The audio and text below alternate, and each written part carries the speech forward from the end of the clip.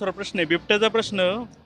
पुन्हा डोकं वर काढतोय म्हणजे तो वर काढलेलंच आहे, परंतु कंट्रोल करता येत नाही राजकारण्यांना, अशी जनता चर्चा करते. आता मी नेहमी कैचीत सापडलो. एका बाजूला निवडणुका खांद्यावर आल्यात आणि एका बाजूला हा पण प्रश्न मोठा आहे. सरकार संपूर्ण महाराष्ट्र राज्य आता या निवडणुकीला सामोरं जात आहे. पण मी आता अल्टिमेट काही दिवसामध्ये करेल तुम्हाला मी सांगतो एकच, मी जे त्यांना दिलंय तेच फायनल होणार आहे आणि तसंच केलं तरच आपण वाचणार आहोत. अं, महाराष्ट्र शासनाच्या फॉरेस्ट खात्याकडे, वन खात्याकडे भरपूर जागा खाली आहेत.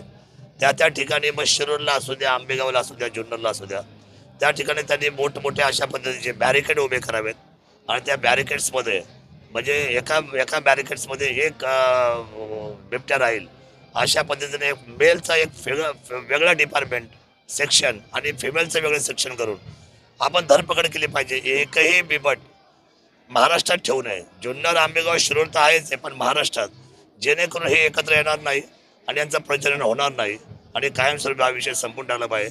57 कोटी जनतेला केवळ नुकसान भरपाई देण्यापेक्षा माणूस गेला तर माणूस काय परत येत नाही. त्यापेक्षा 57 कोटी पण लागणार नाही. 1 कोटीमध्ये त्यांचं अन्न दर वर्षाला जाईल. 1 कोटीमध्ये ते लागेल तेवढं अन्न खातील, हे एवढे लोक आत्महत्या ठेवून.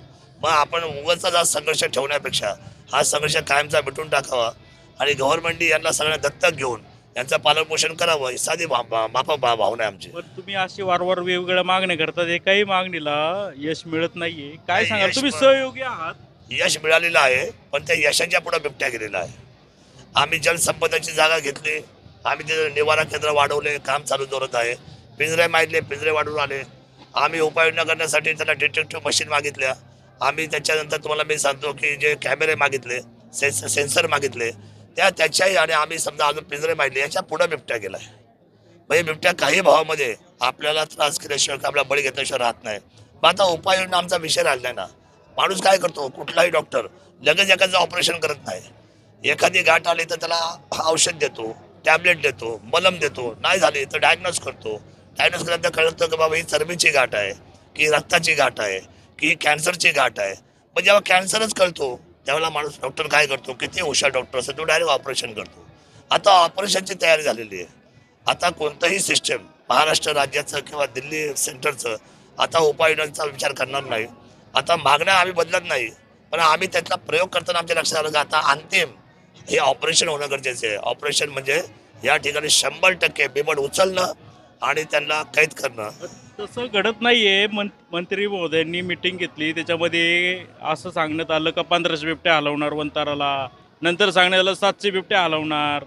म्हणजे मंत्री सुद्धा दिशाभूल करते जनतेच्या, असं वाटतं का? मंत्र्यांच्या एक गोष्ट लक्षात ठेवा, मंत्री सुद्धा आता सावध पद्धतीने प्राथमिक पद्धतीचा निर्णय घ्यायला मागतायत.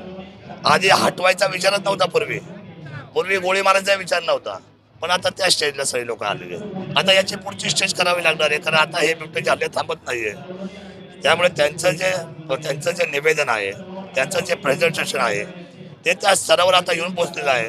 पण कायमस्वरूपी उपाययोजना म्हणजे बिबटला उचलणं, कायमस्वरूपी उचलून बंद करणं आणि त्यांची देखभाल करणं, हा एकमेव उपाय त्याचा आहे.